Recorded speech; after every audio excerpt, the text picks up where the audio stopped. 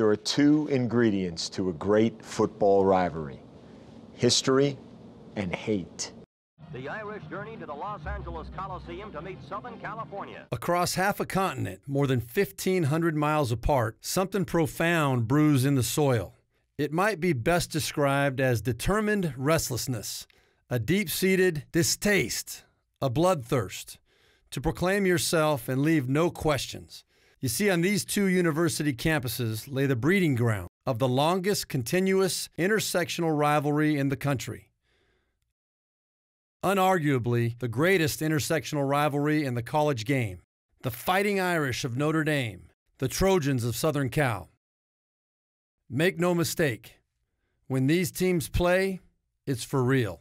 It is a series that started back in 1926, but it has never been more dramatic than it is today. Notre Dame, USC, one of the greatest rivalries in college football. The Irish journey to the Los Angeles Coliseum to meet Southern California. Tomorrow, we beat Southern Cal. In another epic battle between these two famed rivals, maybe the most celebrated rivalry in college football. Intercepted by Harrison Look Smith. at that tackle by Jalen Smith. Robinson hauls it in. USC doesn't like us, and we don't really like them, and that's just how it's going to be forever.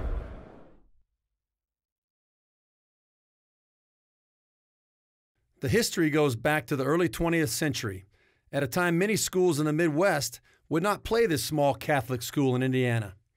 Notre Dame was forced to travel by train east to New York for the fateful victory over Army in 1913, then south that same year to defeat Texas at Austin. The Irish were claiming fame as a railroad team, and after star player-turned-coach Knute Rockne won Notre Dame's first national title with the Rose Bowl championship in 1924, it didn't take long to take his rambling squad west to California as a repeat destination. The story that's often told is that it was the coaches' wives who first raised the notion of playing each other, that they met at an event and hit it off. I know that Knute's wife was tired of not going on vacation. I think that's what it basically came down to. It really didn't have anything to do with football. It was two ladies that, thought, hey, this would be a nice place for you to come out to and see the beauties of California. Others say it was actually the two institutions saying, you know what, we got to try this because this would be really good for us and for college football. However the story goes, the Irish handed the Trojans the first loss of the series in 1926. And except for a 3-year hiatus during World War II, Notre Dame and USC have brought it every year since. The Notre Dame-USC rivalry is a national rivalry. It pits two regions of the country. Most of the other famous rivalries are within a conference. Michigan, Ohio State, they're bordering. Auburn, Alabama, they're in the same state. USC Notre Dame was transformational in that it wasn't relegated to a geographical region. It's not a proximity battle. It's not a state versus state battle. This is a university versus a university. It's a rivalry born of two coaches with vision, deciding they ought to play each other at a time when traveling from South Bend, Indiana to Los Angeles and vice versa didn't make a lot of sense. So many conferences are born of geography, or born of conference, or born of convenience. This isn't. USC and Notre Dame are truly national rivalries. This series is good because the two teams are really, really good. All the quantifiable numbers about talent, Notre Dame and USC, they are 1 and 2 in College Football Hall of Famers, in Pro Football Hall of Famers. All-Americans, draft picks, Heisman Trophy winners, famous moments. The number of years in which it has had national championship implications. It's not just the years in which one of the teams won the national championship. In some years, the outcome of the game kept one of the teams from winning the national championship. When you look at sheer national brand power, as well as the pedigree of the players who have competed in the game, what they've gone on to achieve, not only within the sport, but beyond it, it's pretty hard to match Notre Dame USC.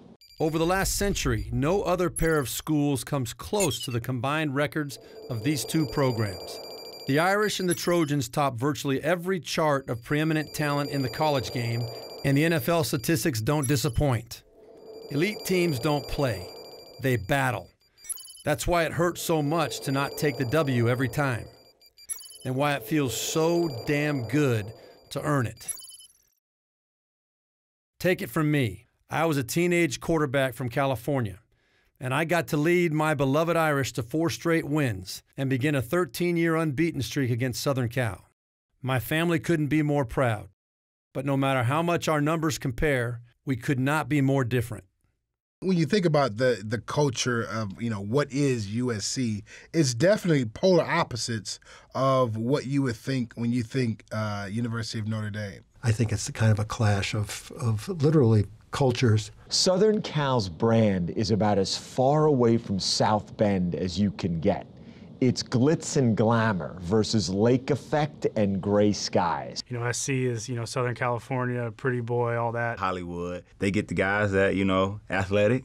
They're going to like to run around. I mean, it's fun and sun. It's USC. They weren't as physical as I was used to coming up against. The brand I represent is lunch pail. Blue collar, smash mouth, in your face. We're just going to dominate you physically. Notre Dame has a ton of pride in who they are. Strong, tough-minded. It is absolutely sort of glamour versus grit. The greatest records, the most impactful games, the longest duration, the most iconic of brands. It's hard to not say it's the greatest rivalry in the game. USC doesn't like us, and we don't really like them. That's just how it's going to be forever. I think every time you play Southern Cal, you got to be concerned about the opponent. When Notre Dame and Southern Cal compete, the national title implications are astounding. It was true from the very beginning, when the winner of the series decided the title for 5 straight years. And the 60s were no different. In 1964, when Ara Parseghian led the Irish to a 9-0 start in his first season in South Bend, the only obstacle to a championship lay at the Los Angeles Coliseum.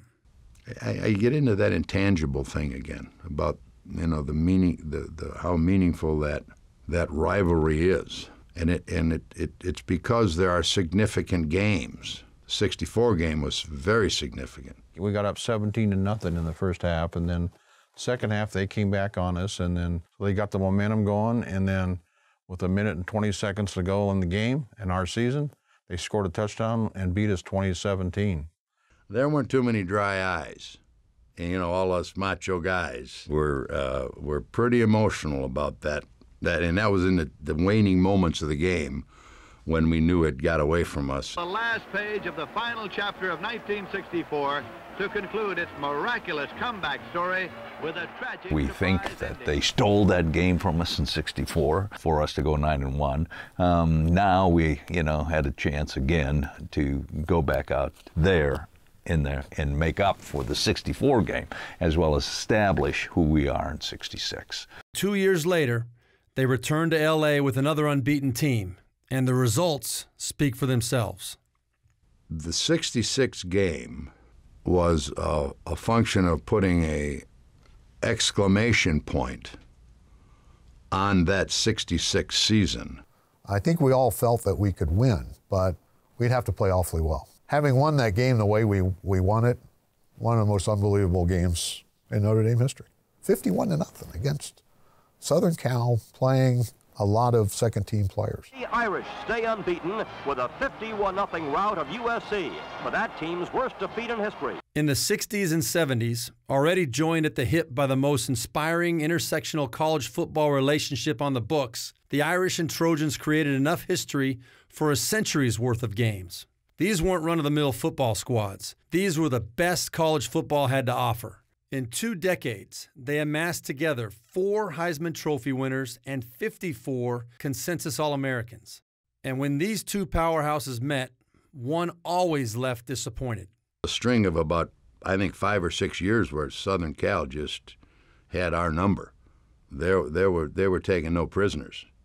We had it in our hands and we just could not do it. And it's like haunted us most of our lives. That was the only thing standing between us and the holy grail for the national championship. We wound up losing the football game. And that was, I think, the blemish that we had our senior year. We finished, I believe, third in the nation that year. But it was the University of Southern California that sort of held us back in that situation. In 1974, the returning champion Irish had their hopes crushed with a surprise Trojan comeback in California, and USC would go on to take the national title that year. But in '77, in South Bend, the Notre Dame-USC game will go down in the annals for a different reason, the way only a spirited rivalry could inspire. You will be that driving force to motivate those coaches and those players to beat Southern Cal. That was just the beginning of setting the crowd up to know that there's going to be something different when that team comes out of the tunnel to start the game tomorrow. Devine was all talking about green and everybody wearing green, and no big deal because hey, it's the Irish, what the heck. We didn't think anything about it when we were getting dressed. The unexpected is commonplace in the colorful Notre Dame Southern Cal series, and Dan Devine might well be remembered for masterminding the cagiest plot of them all. We warmed up like normal, and you went back through the tunnel, and I was towards the end, and you could hear a commotion in the locker room. And everybody's going, what's going on? What's happening? Something's going on in the locker room. No one could figure it out. So when Dan Devine first gets here, I said, why don't you wear green jerseys against Southern Cal? Let the team go out in the field and warm up in their blue. While they're out there on the field, pregame, you have the student managers put those green jerseys in every locker upstairs in the locker room. When those kids come upstairs, when they see those green jerseys, they're going to be so emotional. The whole locker room erupted. You thought we had won the game, and we came out, it just electrified the crowd because they didn't know it either. Notre Dame and Southern Cal, the most spectacular of all the intersectional series in the realm of collegiate football. It was over when Southern Cal saw them coming out of the tunnel in the green jerseys and John Robinson. It was in his head. This is bigger than big. That intensity never let up for 4 quarters. Montana angles out to the left side, takes a look, runs the football to McAfee, touchdown! Touchdown to McAfee! Notre Dame has defeated Southern Cal. The Irish went on to win their 10th consensus national title that year. I was a happy 12-year-old. My dad and I were thrilled. The next decade was around the corner, and the rivalry was about to get a whole lot sweeter. USC doesn't like us, and we don't really like them. That's just how it's going to be forever. First of all, we're heading into the final week and a half of. We got the greatest receivers I've ever seen, bar none. At the end of my junior season, Lou Holtz came to South Bend to lead a new era in Notre Dame football. His impact was clear in the locker room, and his impact against our opponents would quickly surface. It was bizarre because Coach Faust was literally saying goodbye to the team, and they introduced Coach Holtz, and he came down and said, when I'm speaking, you sit up in your chair, you look me in the eye, you listen to what I have to say. He set the tone literally from the first 20 seconds that he spoke to the team. We knew right away that it was a different set of rules that we were going to be playing by. He always tried to kind of keep things down in the beginning of the week and kind of build it up. But with USC especially, you could see there was a difference. There was a different vibe on campus. There's a different vibe at practice. I'll never forget my freshman year getting ready for the USC game. Coach Holtz made us take a test. Yeah, that was the only way you got to travel. You had to pass the test. So it was significant where we had to know the history, how it started. And so you hear about the history of it, and so it becomes more than just a game. You credit Coach Holtz with that because you do things like that, and it makes the players more knowledgeable about who they're dealing with and our responsibility to the tradition and to the rivalry by securing another Notre Dame victory. All practice, every day. He's blaring the USC fight song. That's all you hear is that stupid fight song. It's a nightmare. We went out to compete, so we didn't have to hear that fight song again. It's the Notre Dame Fighting Irish versus the USC Trojans. Lou's first game against Southern Cal was the last game of my college career. We had lost 6 games going into Los Angeles, but we knew the way we played that afternoon would set the tone for this program and make a statement for this rivalry. USC was pretty good, and nobody thought we can beat them. We're down. Of course, everybody thought the game was over. Notre Dame fans thought to leave the stadium and everything. when a comeback starts. Tim Brown, who goes on the next year to win the Heisman Trophy, returns a punt 56 yards, and as time runs out, John Carney kicks a field goal. It'll be a 19-yard field goal. It is up, and it is good. The Irish have won it, 38-37. We just kept fighting, and that is directly attributed to him. Lou made a comment after that season. He said, we may have lost 6 games this year. He goes, but I guarantee you we're not worse than 6 or 7 teams in the country. And that said a lot to us. The next couple years, Lou got that philosophy and that mentality instilled in those players, and it paid off, and it showed itself for a long time after that. The cornerstone was laid at the end of the 1986 season with the victory at USC, and the foundation is set. The foundation for the 1988 National Championship. Southern California will receive the kickoff. As had become the pattern, the unbeaten Notre Dame team of 1988 came to Los Angeles to close out the season and prove to the nation who the best team in the country was. And there's not a bigger game out there than Notre Dame, USC, number 1, number 2. Winner of that game goes for the national championship. My senior year, we're getting our butts handed to us in the first half. They were a big team. They were a well-coached team. We were 10-0. They were 10-0. Lou Holtz suspends 2 key players. There's some question, well, there's no way they're going to beat USC. The team came together and said, look, these guys are gone. The next guy up has got to pick up the slack. You got to jump higher. You got to run faster. And we're walking through the tunnel, and we get to the tunnel, and the USC players and coaches are singing our fight song and kind of mocking us. And that woke us up, and that was a bad idea. This has been a game of turnovers and defense. Well, this figures to be a testing series now for a very sore Rodney Peete. And the Irish are executing beautifully. And Green's got a touchdown. Emmanuel over the top. Pritchett knocked him back. He didn't get it.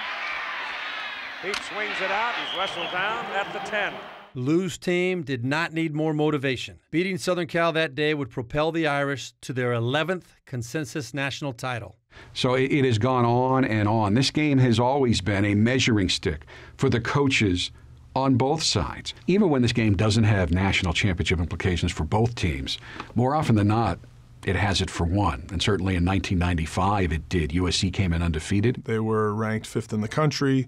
They were the hotshots from USC. The weather forecast that day was a little overcast, a little drizzly. It was cold. So it was a perfect day for Notre Dame and Notre Dame football. You can point to those moments where you say, throw out the record book because it's going to be on this game.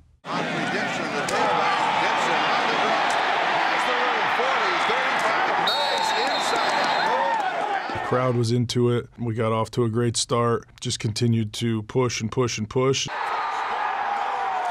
And I do remember this being an incredibly physical, hard-hitting game. Notre Dame linebacker Kennan Tatum, USC is close to scoring. They're down in the goal line. He leaps over the defensive line. 2nd and goal, 4-yard line. Washington, hit fumble. The ball is loose. Notre Dame says they have it. He jumped over the top of a blocker and just collided. It was a fumble. That really stops the drive and turns the game around. It was just an all-around thorough victory for us that day. You talk about home field advantage. They're focused, but they feed on that energy, and certainly Notre Dame fed on the energy to USC. And Notre Dame football rises to one of its highest levels ever in terms of talent and skill, and USC is struggling a bit at this time. And it got to the point during that period of time where Notre Dame players, Notre Dame fans, they expected to beat USC. Even when they fell behind, they thought deep in their hearts that by the end of the game they were going to come out on top. It was a remarkable period of time for this series for Notre Dame. With the Irish victory that day, we had completed a streak of 13 unbeaten games against USC and our 39th win in the series. A great time to be Irish. USC doesn't like us, and we don't really like them, and that's just how it's going to be forever. The Notre Dame-USC rivalry speaks for itself. History, tradition, characters, high-stakes games, controversy, heartbreak, glory. No two schools have traveled so far. Over 280,000 miles collectively to play each other. But to these two schools, it's worth every mile. And a happy Rugby bunch on the road. They snap an 8-game losing skid. Rivalries that have this history and this significance never lose their steam. And anytime you have a great rivalry, there have been great games. And when those are the case, you know, the rivalries tend to keep going. When things become too one-sided or the games lose their flair, that's when rivalries tend to die down. But you've seen over the last however many years that those great games, great matchups continue to happen. This rivalry, I just can't see it ever diminishing. No matter how up or down either team is, that's the one game that matters. I mean, you don't remember half the games you play against other teams, but you remember that win or that loss when you played USC because of the tradition and the history of the game, of the programs, of the players that came before you, of the players that come after you. This is two places which are very far-flung, which seem to have almost directly opposing cultures, at least from the outside looking in. That's why I think the fact that this rivalry has endured and it's been a priority and a crucial game for both teams and both programs, they're so deeply invested in its outcome, that's what makes it a rivalry to cherish.